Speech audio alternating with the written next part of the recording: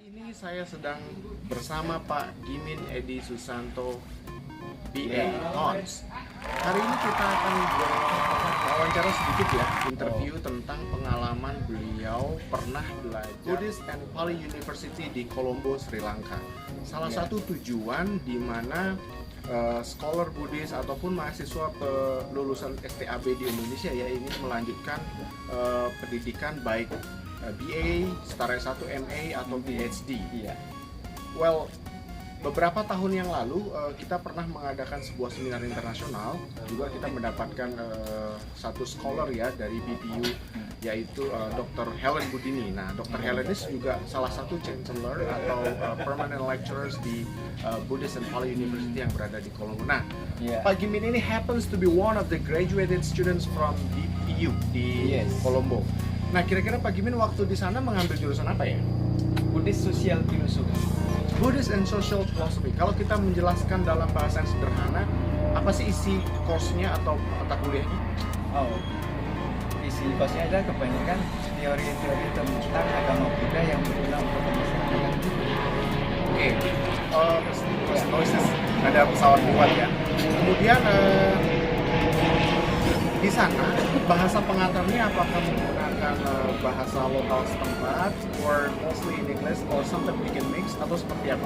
Oh, selalu menggunakan bahasa Inggris. Okay, so they use English as the medium of the instructions ya? Iya, iya. Oke. Kemudian di sana kualifikasi dosen dan juga fasilitas pendidikan dan kurikulumnya seperti apa? Oh, kalau dosennya semua doktor dan profesor. Oke. Iya. Untuk fasilitas ada perpustakaan, buku-buku lengkap dalam bahasa Inggris dan bahasa Pali. Oke, baik. Kemudian di situ waktu Pak Gimin kuliah mengambil strata 1 ya, yang setara dengan DA dan Hons ya. Iya. Oke.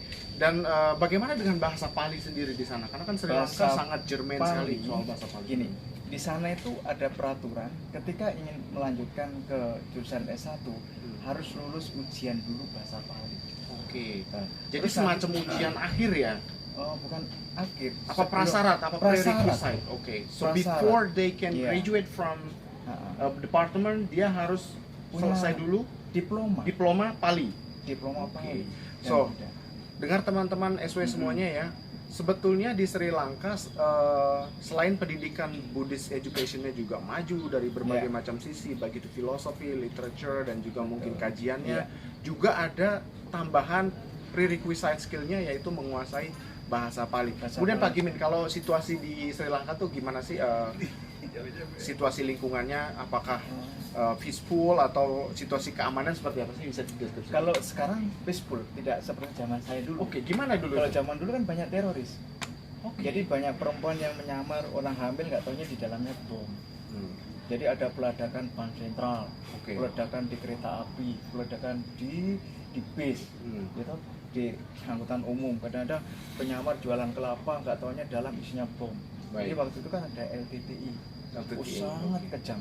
Dan dari peledakan kayak Pertamina sampai 7 hari tidak mati karena dibom oleh LTTI. Baik, kalau di Sri Lanka sendiri tentu kan tujuan belajar Buddhis selain di Myanmar, Thailand juga ada Macolongkon, juga ada di Sri Lanka merupakan ya ada ITBMU juga ya. ITBMU ada di Myanmar ya. Kemudian di Sri Lanka ada BPU yang menjadi pusat studinya ya, kajian Buddhisnya. Tapi juga ada di Kelania University juga. Nah, di Kelania juga benar. Di Paradenia University juga. Ya, saya juga pernah bertemu beberapa scholars dan profesor dari sana waktu mengikuti kegiatan seminar internasional.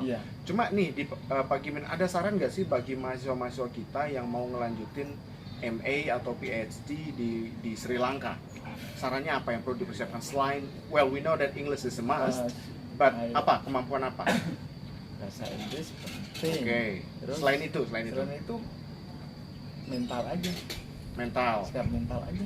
Karena di lingkungan Buddha itu nggak beda sih setiap negara, karena budaya Buddhis itu kan sudah mengakar di masyarakat. Jadi nggak beda dengan di desa-desa di Indonesia kan budaya Buddhis kuat ya. Sama dengan yang di Sri Lanka. Kemudian gimana tentang sistem perkuliahan di sana? Well, if I'm not mistaken, I've heard that orang-orang yang kuliah di sana boleh menggunakan robe, boleh menjadi samanera atau biku, Atau sebelumnya mereka sudah menjadi seorang biku atau bisa menjadi lay people dulu kemudian di sana ditabis atau bagaimana waktu pada? Saya memang berangkat sama Nera. Oke, sama Nera. Sudah sama Nera. Terus saya kan tinggal di wihara. Di wihara yang sempat itu kan beliaunya dekan dari salah satu universitas. Sehingga saya dikasih akomodasi apa yang saya perlukan gitu loh. Kalau untuk belajar di sana, kalau misalnya pakai jubah sih memang lebih mudah, biaya lebih makan ditanggung wihara. Oke, so it's better, lebih baik kalau kita mau melanjutkan studi di sana ya, kita meminta sendiri ditabis atau memang sudah menjadi kewajiban mahasiswa untuk menjadi seorang samanera, menjadi anggota monastik. Kalau di Buddhist Pali University, buat saya bilang memang 90% pakai jubah ya. Pakai jubah, oke. Terus tinggal di wihara, ada yang di wihara, ada yang tinggal di asrama kampus. Tapi di sana makanan dijamin juga oleh kampus. Oke, jadi selain akomodasi, selain akomodasi, fasilitas, kemudian ada makan, masih mahasiswa tinggal belajar aja gitu ya. belajar. Oke. Karena semua sudah cukup kalau Oke. Kalau saya mendengar sih kultur akademik di Sri Lanka ini memang untuk studies ya, Buddhist studies itu memang recommended-nya di sana begitu. Kenapa? Ya di situ ada Paradenia University, kemudian ada Kelaniya University, kemudian ada Buddhist Pali University juga, dan kemudian kajian, publikasinya kalau saya melihat di akademia.com atau di berbagai macam jurnal yang sudah terindeks jurnal, mereka kajian juga luar biasa bagus gitu kan. Sekarang Kalau melihat kultur pendidikan di sana yang Buddhis bagaimana kulturnya? Secara menyeluruhan gitu. Sebenarnya memang bagus, lengkap lah. Itu karena kalau di sana karena jurusan beda, maka tidak semua yang diteliti sana itu dipelajari. Kalau sosial filosofi ya berkenaan dengan suta-suta yang berkenaan dengan kehidupan sosial. Berarti jadi tidak mempelajari abhidhamma seperti Indonesia. Di Indonesia tidak usah belajar wilayah juga. Suta juga cuma suta. Suta saja begitu. Jadi konsentrasi ya. Konsentrasi. Tapi ada yang mengambil juga jurusan abhidhamma begitu. Kalau mereka mau konsentrasi. Kalau ada jurusan. Kalau ada jurusan itu. Itu kan tergantung jumlah mahasiswa dan dosen yang ada kan. Itu. Kalau kita dulu kan sosial filosofi kebetulan pemilihnya banyak. Nah, ketika kita belajar ilmu sosial filosofi, kita tidak belajar abhidhamma. Baik. Jadi beban lebih ringan ya. Kemudian sistem kuliahnya itu sistem term itu satu term sama equalnya seperti semester di sini. Apa beda? Cuma 30 kali pertemuan. Satu term itu, nah satu tahun kan satu tahun itu 30 term. Kemudian pertanyaan terakhir nih Pak Gini, maksudnya bukan pertanyaan sih, maksudnya harapan ke depan.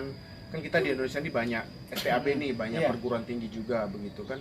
Kalau kita melanjutkan S2 di dalam negeri kan paling yang ada prodinya adalah pendidikan keagamaan Buddha, tapi bukan mengarah ke studiesnya terhadap kajian Buddhanya dan budologinya begitu kan.